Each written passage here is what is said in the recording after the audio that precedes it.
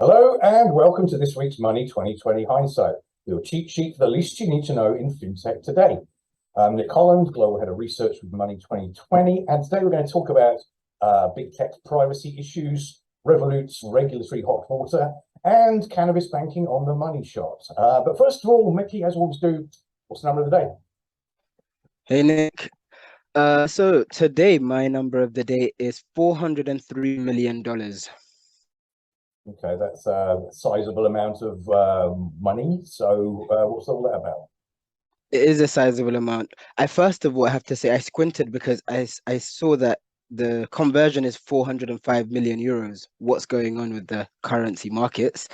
Haven't seen that in a long time.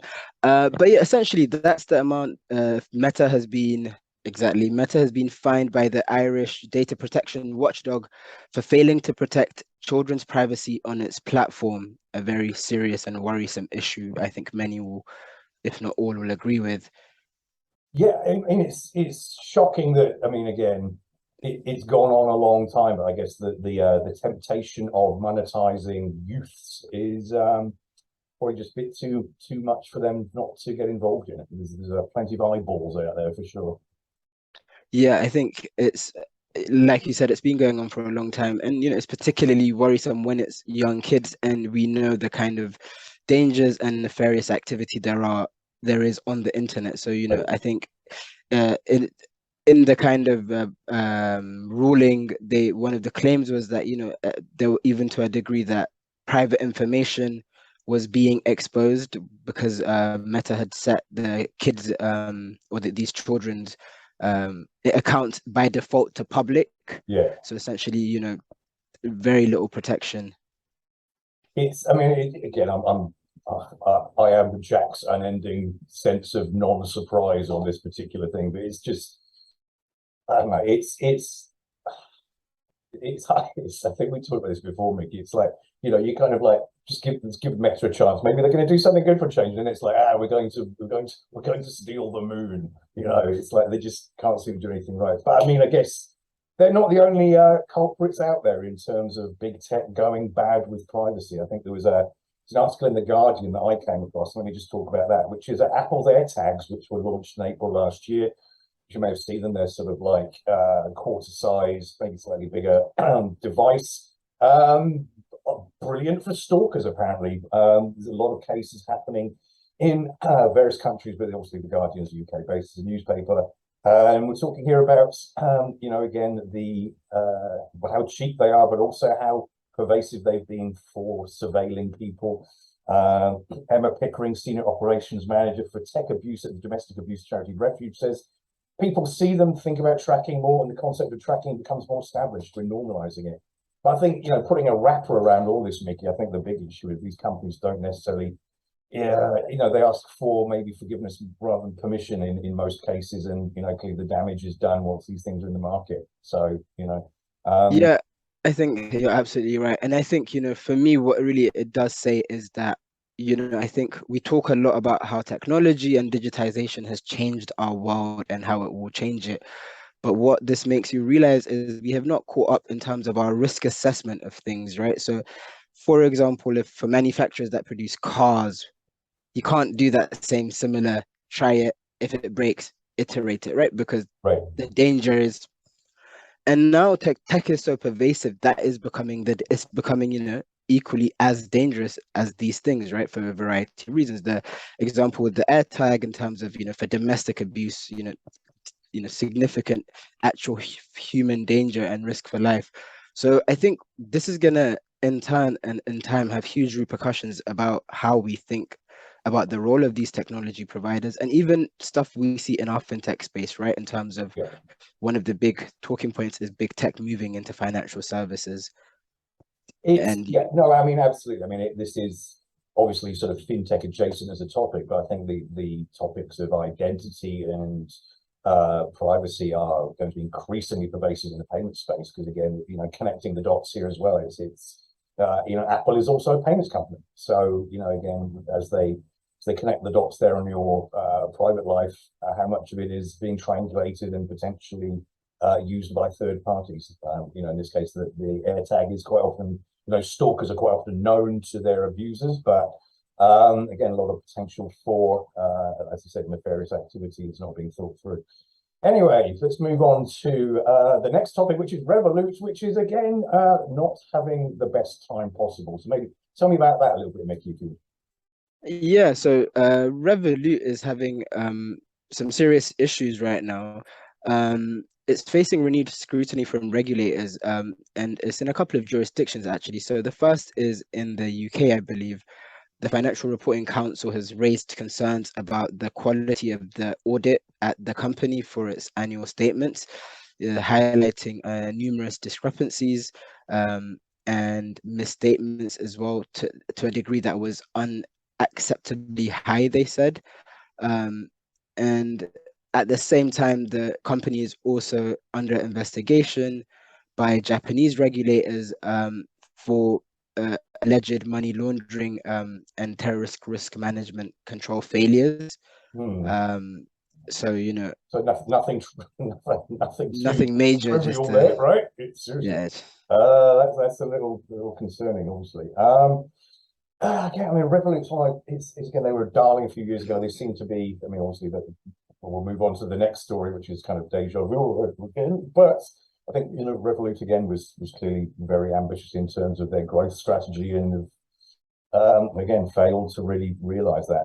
But I think moving on, this interesting segue into what is becoming a weekly segment, which is BNPL goes bad. So once more, Klarna is the subject of scrutiny here. Klarna, guys, seriously. So they've revealed their losses more than tripled in the first half of the year, saying it slashed jobs, would issue smaller loans to some customers, but then they've operating losses rose to 6.2 billion kroner, which is just half a million pounds. Sorry, half a billion pounds, sorry, with a B on it. In the 6 months to June. So it's an interesting fact that again I wasn't aware of. And they founded in 2005, but they last reported a profit 4 years ago. Micky, as I think we mentioned earlier on, it does seem to correlate maybe with them getting that significant windfall, and they've kind of gone a little bit ridiculous with some of the VC money out there, perhaps. Yeah, I think the Klarna story is particularly, I think BNPL as a whole, and then Klarna within that is particularly interesting for a variety of reasons, and one of them is this idea around venture capital funding and what it does to companies, right? This company was founded in 2005.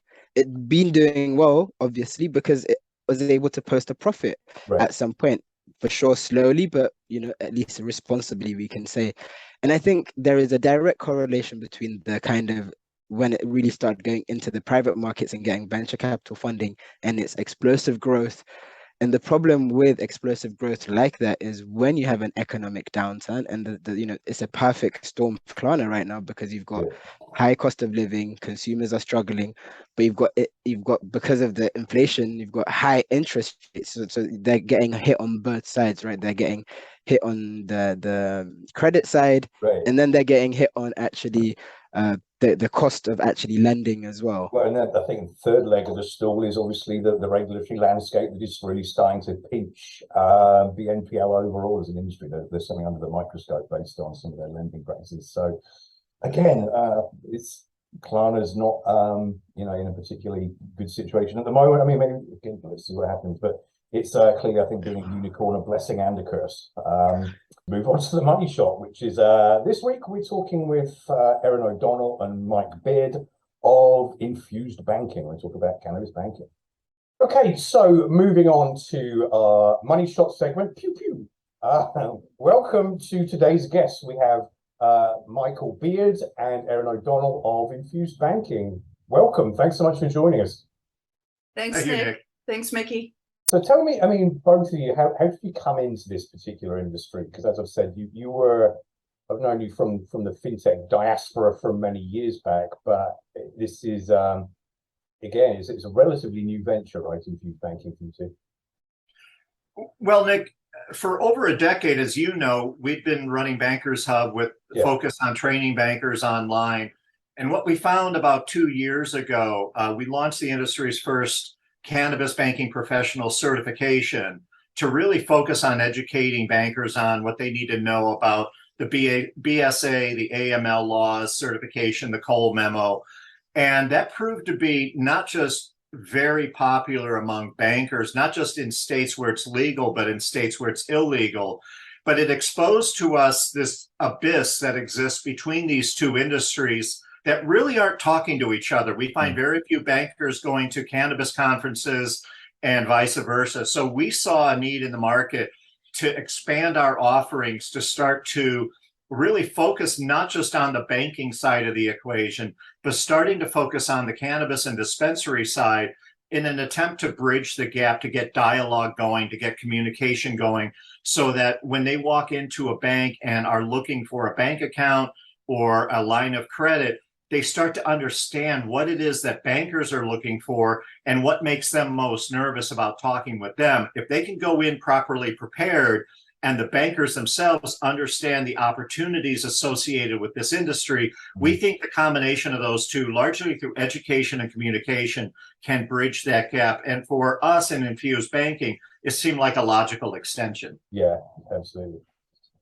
Mike, can I ask you, you know, when the cannabis legalization process began, and I remember following the story in a lot of states in the US, one thing that I kept on reading over and over again were dispensaries were, you know, making a ton of money, but they had nowhere to store it, right? And I just wonder, from the conversation you're having with the bankers, right, what was the tension there in terms of there was this business making legal money? So what was that kind of challenge of translating that into providing the necessary services? What was holding them back, I guess? I think we heard a lot of banks say what's holding them back, or what is still in some cases holding them back, is the eventual legalization of cannabis at the federal level and or the passage of the Safe Banking Act. We did a survey late last year, and sure enough, a lot of the responses we got from banks who are not currently banking cannabis in states where they could is still a need, whether it's based on public perception or the board of directors position, whatever it comes from, is this need to see it legitimized at a federal level. But a lot of early adopters, certainly the smaller institutions and credit unions, seized on this in Colorado back in 2014 and subsequently to follow. So, Erin, I'll ask you a question then. It's it still seems, or it was, you know, way back, it was kind of the Wild West, right? I mean, it was definitely, as we alluded to, much more sort of cash centric and so on. Are we getting to a point where there are, you know, the banking infrastructure in place and the, I guess, the payment rails in place that are embracing this, or is it still this sort of patchwork of legal / dubious activities going on? We're definitely getting further along on the banking side. Banks, first of all, know how to better deal with the cash. They understand where it's coming from. They're employing BSA strategies like know your customer. They're looking at cannabis like a business, which it is. It's one of the fastest growing industries on the planet. So it can't be ignored from a business standpoint either. We really found that a lot of the players, a lot of the problems are really with MasterCard and Visa, not able to accept anything given the illegal federal status of cannabis. But what we're finding is fintech's really stepping up here. We're finding wallet solutions. We're finding crypto solutions. So these solutions are being employed right now. And, you know, the industry's not waiting for MasterCard and Visa. Yeah. I think if we could get the Safe Banking Act passed before federal legalization, it's going to change in an instant. Yeah. You know, there are banks who are now trying to understand what are they going to do when that legal switch gets flipped. Yeah. So, but the solutions are being figured out. There's no question about that. Business kind of always finds a way, and this is big business. So you mentioned wallets thing, but is it defaulting to maybe debit rails? Are they sort of not under the same auspices as MasterCard and Visa as maybe the credit networks, or is it still seen as kind of Visa MasterCard rails at that point? Banks could do their own debit cards, their own branded debit cards. They don't need MasterCard and Visa. But I think we're finding that the wallet solutions and the crypto solutions are winning out there. Yeah. And anyone who'd want to flag in particular? I'm sorry. Any particular wallets or crypto solutions you'd like to flag in particular as being ahead of the game here? We tend to remain technology agnostic. Fair enough. Again, So we're not going to name names. We do emphasize, though, we are hearing from more and more state chartered institutions and credit unions who if there's a concern about the crypto side and the fintech side, it's a perception of a reliance too much on the technology, similar to KYC and the Patriot Act when that was first passed way back in the early 2000s. Too many banks thought that technology would solve the problem and kind of overlook the education, the training, the overall support. And we're trying to emphasize to them that you've got to take the two in combination. You can't just rely on technology to solve this issue of higher risk businesses, transacting over the counter if your tellers and your branch team and your back office have not been adequately trained on what to look for and what have you. So we're really trying to we're trying to leverage the fintech with the education and the intelligence that it's going to need to make it successful to pull this off. We have a show coming up next month at this point. It's pretty close, and you are speaking on cannabis banking there. So could you give us maybe a quick preview of our session there? Yeah, so we're speaking on bringing the banking to cannabis banking because it's happening right now. Some of the things that we really want to talk about are how many institutions are really banking cannabis as opposed to how many are filling out the SARS that say they're banking cannabis. Do they know they're banking cannabis? And we want bankers and the banking industry to understand the business of cannabis and how lucrative it's going to be. It is already. And then we want the cannabis industry to understand that the bankers really do want to work with them and that their hands are tied with regulatory issues as well. So, we want to talk about how we feel this industry is so important and how the banking industry really has an opportunity to help the cannabis industry. A lot of the folks on the business side of cannabis are people who don't know how to run businesses and they need help, they need advice. And I think bankers can play a great role in that. Yeah. And I would also add, we see this as an opportunity. We're updating our survey from last year that really looked at the minds and process of financial institutions. We are updating it to really focus also in on the fintech side. And we're going to give everyone at the conference a sneak peek into what the latest results show and what last year's results show and how they've changed. So we see this as an exciting opportunity to educate all of your attendees on where the hearts and minds of bankers especially are at today. And clearly you've got interesting niche there, connecting the dots, as I say, between banking and cannabis. So it's a fascinating area. I mean, clearly. It is, truly. Yeah. Brilliant. Well, both of you, looking forward to catching up in person. You might even get a chance to meet Micky. I don't know what colour his hair is going to be at that point. But Good. I'm sure we can make that happen. Awesome. Safe travels. Pleasure speaking with you as ever. So let's, like I say, not be strangers. I'll see you in Las Vegas in a few weeks. We'll see you in Vegas. Yeah. Sounds good. All right. Thank you. Good to catch up. Bye for now.